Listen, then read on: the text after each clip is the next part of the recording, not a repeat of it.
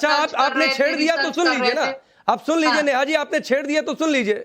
आपने इसमें लिखा बिहारियों के बारे में, आपने बिहार सरकार को लेकर कुछ नहीं लिखा कि बिहार के लोगों को मार दिया जा रहा है, भगा दिया जा रहा है, कितनी वहां पर फैक्ट्रियां आ गई, कितने रोजगार पैदा हो गए। और आप एक महिला हैं, तो महिला होने के नाते आपको बता दूं, अभी इंटरनेशनल विमेंस डे बीता है और बिहार में महिलाओं के खिलाफ अपराध का ग्राफ बढ़ गया। आपको लिखना चाहिए था उस पर, लेकिन आपने नहीं लिखा क्योंकि वहां पर सरकार पर सवाल उठाना था और सरकार आपको सूट करती है वहां पर। सुनिए तो 15 साल चच्चा रहले 15 साल पप्पा, 15 साल चच्चा रहले 15 साल पप्पा। अरे तबो ना मिटा बेरोजगारी के ठप्पा। अरे कहाँ बा? और ये आपने तब लिखा था, ये आपने तब लिखा था जब बीजेपी और जेडीयू की सरकार थी। आप वही सवाल पर टिके रहिए, मैं आ जाऊंगा। अनामिका काफी देर से इंतजार कर रही है। अनामिका, अभी बिहार में विमेंस के खिलाफ अपराध का ग्राफ बढ़ा, इंटरनेशनल विमेंस डे भी था। क्या एक लोक गायिका का फर्ज नहीं है कि उन महिलाओं की आवाज उठाए, खासतौर पर तब जब आप महिला हो? जबरदस्ती है कि नहीं उठा? जी बिल्कुल। और ये तो मैं फिर कहती हूँ कि कवियों का कवि दर्पण होते हैं और उसमें अच्छे को अच्छा और बुरे को बुरा देखना बहुत जरूरी है।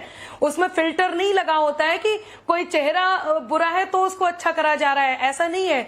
जो अच्छा है उसको अच्छा ही लिखा जा रहा है। और मैं कहती हूँ कि जब आप राष्ट्रहित की बात कर रहे हो, लोक का मतलब क्या है? लोक का मतलब यही है ना, हमारे आसपास के लोग, जो ये पूरा का पूरा संसार या हमारा देश, जिस देश की कल्पना हम कर रहे हैं, एक सुखद परिवेश की कल्पना हम कर रहे हैं, मधुर परिवेश की कल्पना हम करते हैं। और एक कवि का, एक आर्टिस्ट का धर्म भी यही है कि वो अपने समाज के लिए लिखे और पूरे देश के लिए लिखे। हम किसी एक पर्टिकुलर जगह के नहीं है कि उसी जगह के लिए लिखेंगे।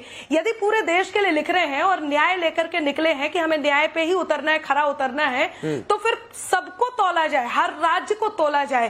केवल एक पर्टिकुलर किसी एक व्यक्ति विशेष के राज्य को या जब उसकी वहां सरकार हो तब उस राज्य को तोला जाए, ये भी गलत है।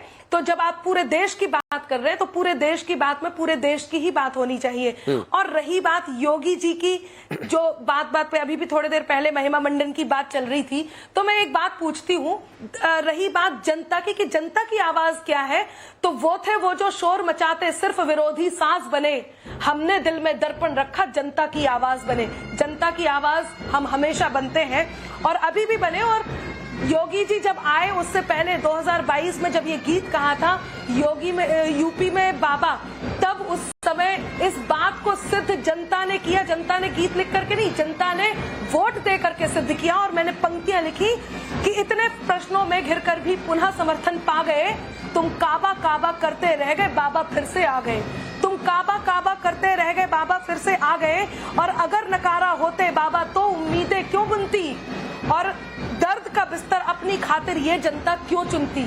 इसलिए जो बात सही है उस बात को करना चाहिए, सबको एक समान उस बात में तोलना चाहिए। किसी पर्टिकुलर सरकार के प्रति यदि आप अपनी आवाज उठाओगे तो लोगों को अनामिका, आप बाबा बाबा कर रही हैं, लेकिन बाबा की कोई बात आपको बुरी नहीं लगी क्या? या एंटी एस्टेब्लिशमेंट, एंटी गवर्नमेंट आपने कभी कुछ लिखा नहीं? क्या कभी आपको लगा नहीं कि सरकार को इस मामले में थोड़ा और बेहतर करना चाहिए? बिल्कुल मैंने लिखा है।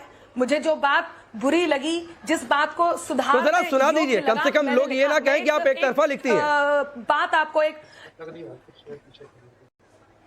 वो भी सुना देती हूँ, लेकिन एक प्रसंग के साथ मैं आपको एक बात बताती हूँ कि चंदबर दाई, आप हम पे आक्षेप लगते हैं सरकारी कवि होने के, बार बार कहते हैं सरकारी सरकारी सरकारी। अब तो मुझे ऐसा लगता है इसको मैं सम्मान ही मान लूं तो ज्यादा अच्छा रहेगा।